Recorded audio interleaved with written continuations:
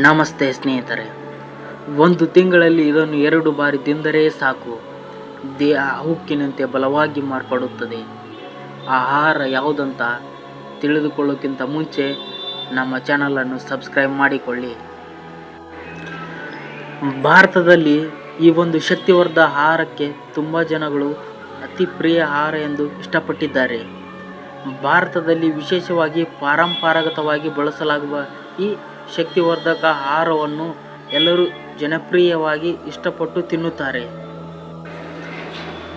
ಈ ಆಹಾರ ರುಚಿಯ ಜೊತೆಗೆ ದೇಹಕ್ಕೆ ಬಲ ಮತ್ತು ಆರೋಗ್ಯವನ್ನು ನೀಡುತ್ತದೆ ಎಂದು ನಂಬಲಾಗಿದೆ.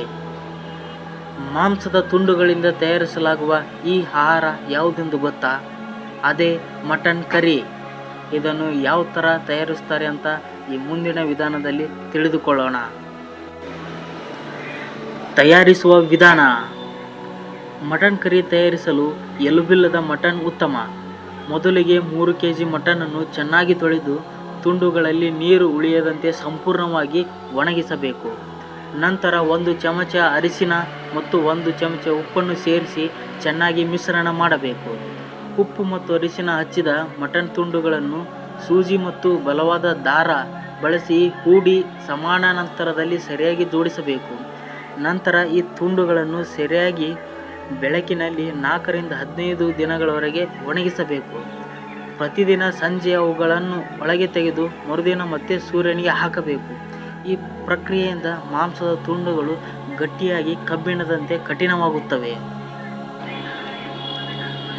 ಹಿಂದಿನ ಕಾಲದಲ್ಲಿ ದೀರ್ಘಕಾಲದ ಅನಾರೋಗ್ಯದಿಂದ ಚೇತರಿಸಿಕೊಳ್ಳುವವರಿಗೆ ಹಾಗೂ ದೇಹ ದುರ್ಬಲವಾದವರಿಗೆ ಇದನ್ನು ನೀಡಲಾಗುತ್ತಿತ್ತು ಎಂಬ ಸ್ಥಳೀಯರ ನಂಬಿಕೆಗಳಿವೆ. ಚೆನ್ನಾಗಿ ಒಣಗಿಸಿದ ಮಟನ್ ಕರಿ ಮುಚ್ಚಳವಿರುವ ಗಾಜಿನ ಬಾಟಲಿಯಲ್ಲಿ ಇಟ್ಟರೆ 1 ವರ್ಷಕ್ಕೂ ಹೆಚ್ಚು ಕಾಲ ಹಾಳಾಗದೇ ಇರುತ್ತದೆ. ಮಟನ್ ಕರಿ ಮಾಡುವ ವಿಧಾನ. ಮೊದಲು ಅಗತ್ಯ ಇರುವ ತುಂಡುಗಳನ್ನು ತೆಗೆದುಕೊಂಡು ಬಿಸಿ ನೀರಿನಲ್ಲಿ ಚೆನ್ನಾಗಿ ತೊಳೆದು ನಂತರ ಅವು ಮುಳುಗುವಷ್ಟು ಬಿಸಿ ನೀರು ಹಾಕಿ ಕನಿಷ್ಠ ಅರ್ಧ ಗಂಟೆ ನೆನೆಸಿಡಬೇಕು. ನಂತರ ಅವುಗಳನ್ನು ಸಣ್ಣ ತುಂಡುಗಳಾಗಿ ಕತ್ತರಿಸಬೇಕು. ಈಗ ಒಂದು ಪಾತ್ರೆಯಲ್ಲಿ 3 ಚಮಚ ಎಣ್ಣೆ ಹಾಕಿ ಬಿಸಿ ಮಾಡಬೇಕು. ಎಣ್ಣೆ ಬಿಸಿಯಾದ ನಂತರ 3 ಮಧ್ಯದ ಗಾತ್ರದ ಈರುಳ್ಳಿ ತುಂಡುಗಳನ್ನು ಹಾಕಿ 80ರಷ್ಟು ಹುರಿಯಬೇಕು. ನಂತರ 8 ಹಸಿರು ಮೆಣಸಿನಕಾಯಿ ತುಂಡುಗಳು, 2 ಕಡ್ಡಿ ಕರಿಬೇವು ಮತ್ತು 2 ಚಮಚ ಶುಂಠಿ ಬೆಳ್ಳುಳ್ಳಿ ಪೇಸ್ಟ್ ಸೇರಿಸಿ ಕಚ್ಚಾ ವಾಸನೆ ಹೋಗುವವರೆಗೂ ಹುರಿಯಬೇಕು. ಸ್ವಲ್ಪ ಅರಿಶಿನ ಕೂಡ ಸೇರಿಸಬೇಕು.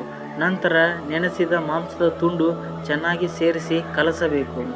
2 ಚಮಚ ಮೆಣಸಿನ ಪುಡಿ ಮತ್ತು ರುಚಿಗೆ ತಕ್ಕಷ್ಟು ಉಪ್ಪು ಹಾಕಿ 1 ನಿಮಿಷ ಹುರಿಯಬೇಕು.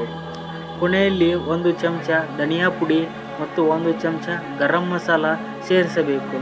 ನಂತರ ತುಂಡುಗಳನ್ನು ಮುಳುಗುವಷ್ಟು ಬಿಸಿ ನೀರು ಹಾಕಿ ಮುಚ್ಚಳ ಹಾಕಿ ಬೇಯಿಸಬೇಕು. ಪ್ರೆಷರ್ ಕುಕ್ಕರ್ನಲ್ಲಿ ಸುಮಾರು 8 ವಿಷಲ್ ಬಂದರೆ ಸಾಕು. ಗಟ್ಟಿಯಾದ ರುಚಿಕರ ಗ್ರೇವಿಯಾದ ಬದಲಾಗುತ್ತದೆ. ಅಂತಿಮವಾಗಿ ಸಿದ್ಧವಾಗುವ ಕರಿ ಅನ್ನದ ಜೊತೆ ತಿಂದರೆ ಅತ್ಯುತ್ತಮ ರುಚಿಕರವಾಗಿದ್ದು ಅತ್ಯಂತ ಶಕ್ತಿಯುತವಾದ ಆಹಾರ ಎಂದು ಪರಿಗಣಿಸಲಾಗಿದೆ. ನೀವು ಒಂದ್ಸತಿ ಟ್ರೈ ಮಾಡಿ ನಿಮ್ಮ ಅನಿಸಿಕೆಯನ್ನು ಕಮೆಂಟ್ ಮಾಡಿ. ನಮಸ್ಕಾರ.